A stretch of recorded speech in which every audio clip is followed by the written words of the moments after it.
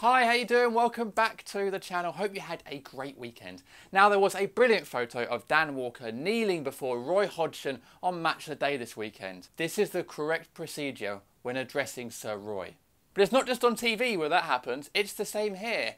Right now, I'm actually dancing to dubstep. Anyway, let's crack on with 5 things we learned from the weekend's football.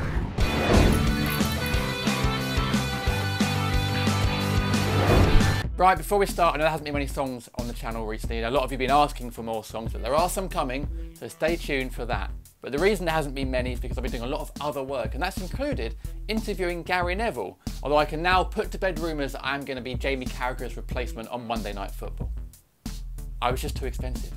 Anyway, the first thing that I learnt this weekend is that Jose Mourihno is losing it. Last week, the boys' team's FA Cup 5th round game with Brighton, the Man United boss launched into a 12-minute rant about... no one's really sure. Jose, you seem under pressure.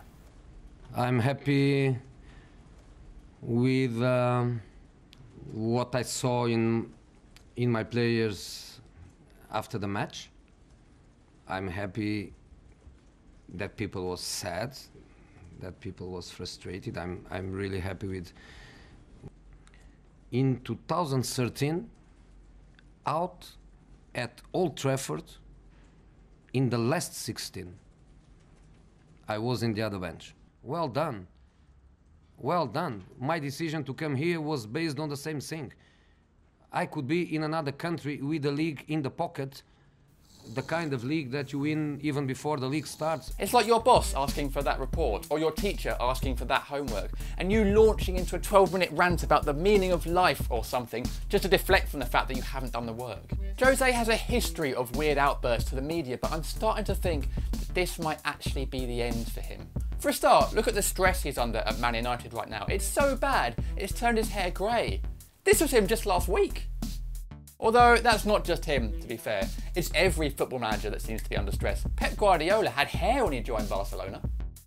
After the 2-0 win against Brighton, where he subbed off Luke Shaw at half-time, just because he can, he pretty much slagged off all his players, except for goal scorers Romelu Lukaku and Nemanja Matic, the latter who he called an island of personality, which I'm pretty sure was a Coldplay B-sides album in the early 2000s. Anyway, keep an eye on Jose, because I'm pretty sure that we're seeing the end of one of football's greatest managers. I've just been told we can go over live to Old Trafford, where he's still going. In football, I was somebody's son. What I was, with a lot of pride, when I was 20 years old, I was somebody's son. Havant and Waterlooville striker Alfie Rutherford wins this week's award for the worst celebration.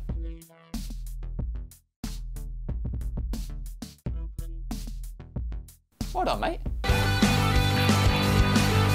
Meanwhile, in Argentina, River Plate's Franco Armani got the worst Man of the Match award ever, a Burger King paper crown.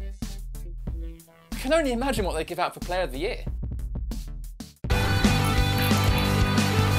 Potentially the greatest football sponsorship ever was announced this week, as Roberto Firmino, famous for his brighteningly white teeth, penned a deal with Oral-B.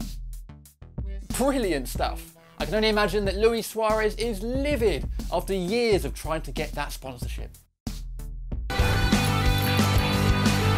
And finally, no one thought things could get worse for Sunderland this season, but they have. The Championship's bottom side lost again this weekend, 2-0 at home to Preston, but during half-time, a Newcastle fan wearing a Newcastle shirt won the half-time crossbar challenge. And to make matters worse, he celebrated by doing a lap of honour, celebrating like Alan Shearer. Bold.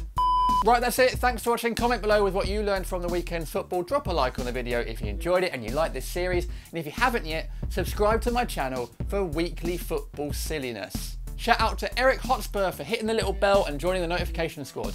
Wonder who he supports. Anyway, I'm off to go and see if Jose Mourinho's alright. See you later.